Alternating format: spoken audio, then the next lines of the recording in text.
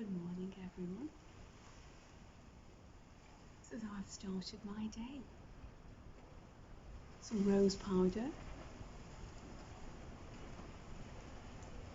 some almond oil, and 2 drops of sandalwood.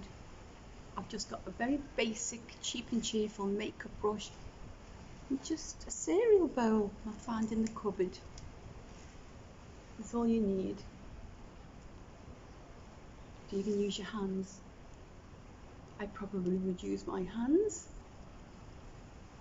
Don't forget to go under your collarbone as well. I do this about 3 times a week. And what I do, I take it off with some cotton pads.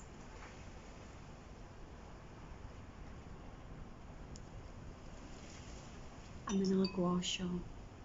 I'm safer with a stainless steel one or a wooden one because the rose quartz and the jade just slip through my fingers and I'm forever breaking them. Okay, so I'm going to leave this on. I love this time in the morning. Everyone just wakes up, but they haven't woken up yet.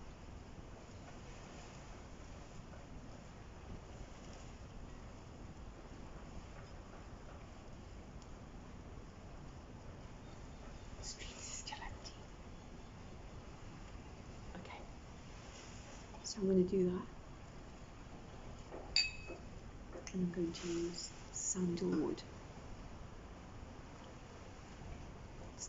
Sandalwood's very good if you meditate.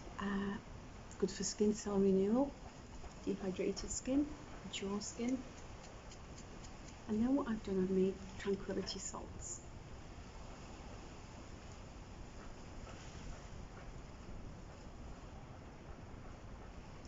I love these, and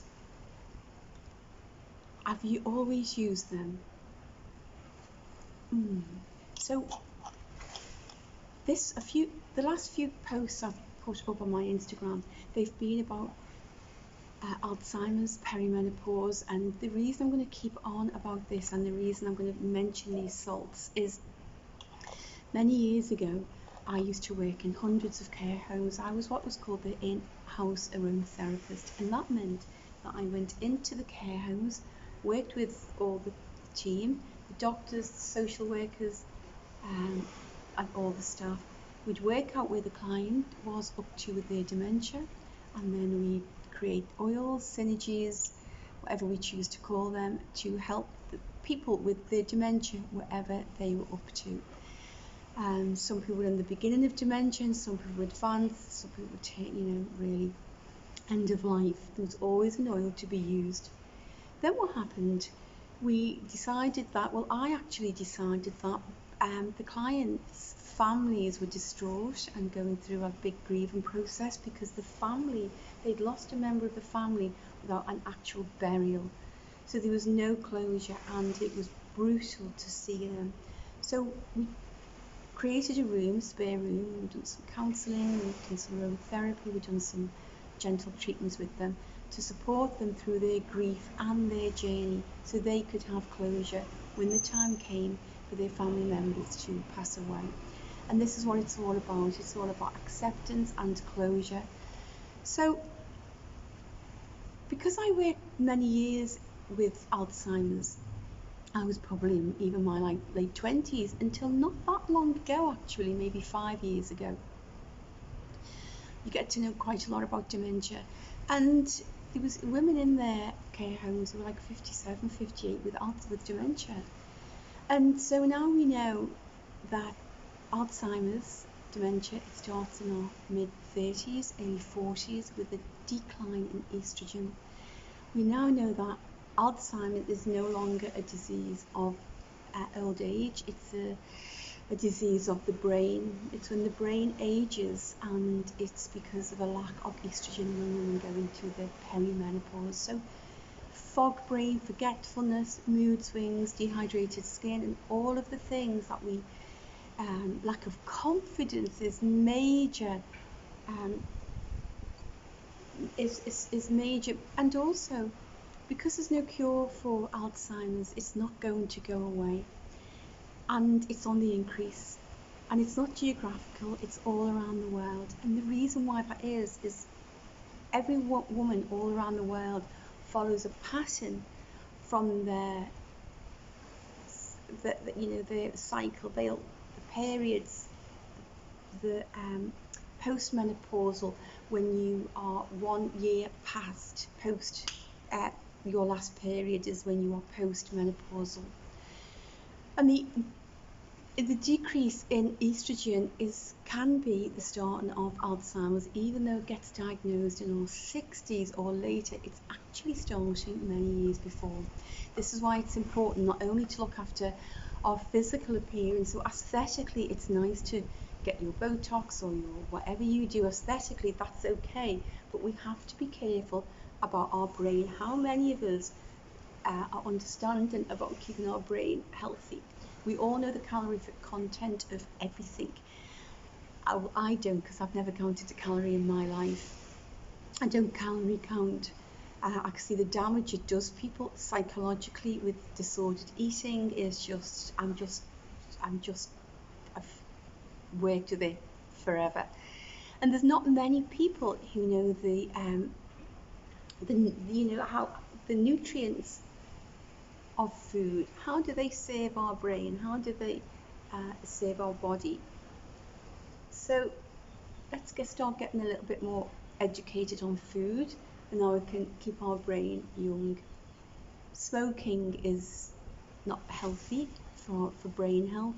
Too much alcohol, processed food is atrocious. So we have to really educate ourselves. It's not just a case of going into the beauty therapists and getting treatments, or going to our to get our Botox done. It goes deeper than this. We've got to be brain savvy. Now, so why do essential oils come into this? This is my favourite bit. So essential oils work on the brain. They balance the brain. We're aware of the anatomy of the brain, and so inhaling essential oils, the first point of contact is the olfactory system. It continues its journey through our brain and through our body. That's beautiful. Now, when you're working with this with people with Alzheimer's, even though they may have anosmia, which is lack of smell, which also we now have with post-COVID, people post-COVID who can't smell, this would be good for them as well. It doesn't mean because you can't smell, you can't use essential oils. Our brain receptors are very intelligent, and they still pick up and act accordingly.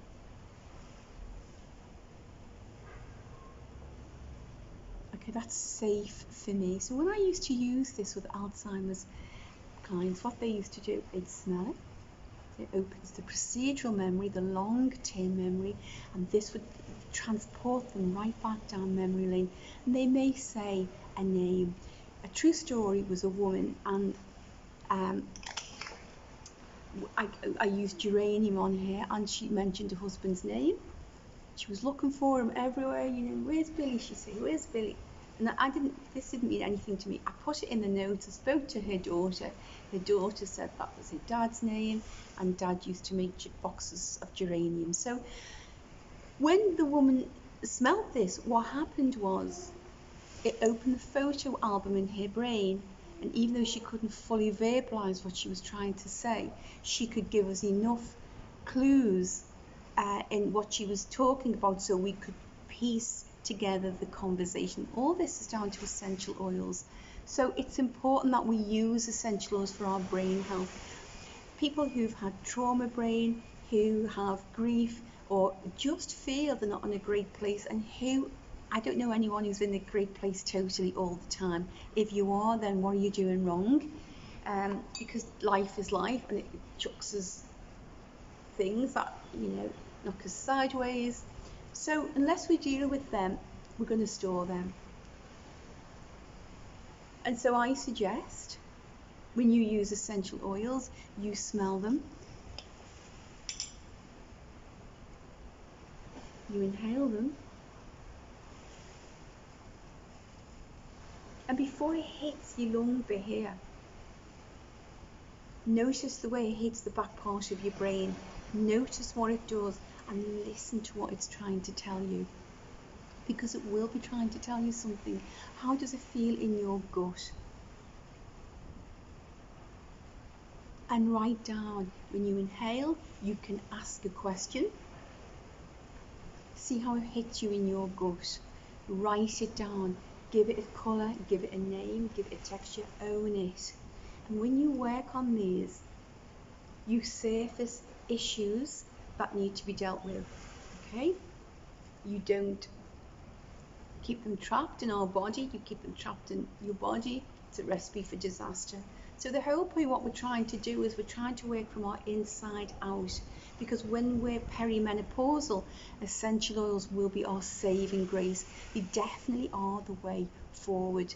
There's so much evidence to suggest this now, that we have to take notice. It's not a case of going for a facial and isn't that lovely.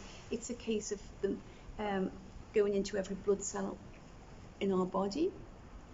It's a case of them cleansing our liver and our kidneys, and it's more importantly, it's brain health that we're talking about. So, feel free to ask me any questions that you want to know about Alzheimer's or dementia, and even with people now, if there's any members of your family who have Alzheimer's, use essential oils, use them safely. I'm happy to help you. Yeah, you can get little, fragrance sticks, just cut bits of paper, put sandalwood on, one drop, and waft it under somebody's nose. But it's essential when we're in our mid-30s that we become brain savvy, because 20 years will go at the drop of a hat, and Alzheimer's is on the increase. It's not going to go away. It's worldwide. There's no cure. It doesn't look like there's going to be a cure. So be mindful of your smoking. Be mindful of what you do. Processed foods, try and keep them plant-based. I've been plant-based for quite a while now, probably 80% of the time. The rest, the 80% of the time, the 20% of the time can go either way with me. It depends. If I'm out with friends, I'll just eat what I want. I don't really drink that much. Glasses of wine here, gin and tonic there, but I'm definitely getting brain savvy, and I've always been aware of it, and I've always worked with it, but even more so, we're working with a group of women who are so big on this topic now, and it's going to be the topic that people are talking about. So if you're interested in health, and if you don't want to get Alzheimer's, and it's preventable, it's just preventable. How cruel, and also as well, for every 3 people that get diagnosed with dementia, 2 of them are women. It's no surprise. It's quite scandalous, actually, and it's quite political. We're moving into the Me Too movement, where it becomes quite political when women are so neglected. So let's take responsibility. Let's take ownership of who we are. Being aesthetically pleasing is beautiful, but beauty begins on the inside out, and it starts with gut health, and it starts with brain health, because our gut-brain axis are always trying to communicate with each other, and if we miscommunicate with them, we miss the trick, and we'll get to 60 or 65, and once we reach that tip point, there's just no going back. And no, we're not talking Korsakoff, which is an alcohol-related issue that people have asked me about. That's a very different topic. So keep your skin healthy, keep your gut brain healthy, try and be mindful of your diet, and be very, very aware that Alzheimer's is targeted for women, and it's all about a lack of estrogen in our late 30s. So we can do something about it. If we don't, we're more at risk of getting Alzheimer's. So this is my day with a face mask, going for a swim, and take this off and moisturize and do some Ayurvedic facials. So that's my inhalation salts, my tranquility salts, and Have a great day, everyone. I'll catch you all later.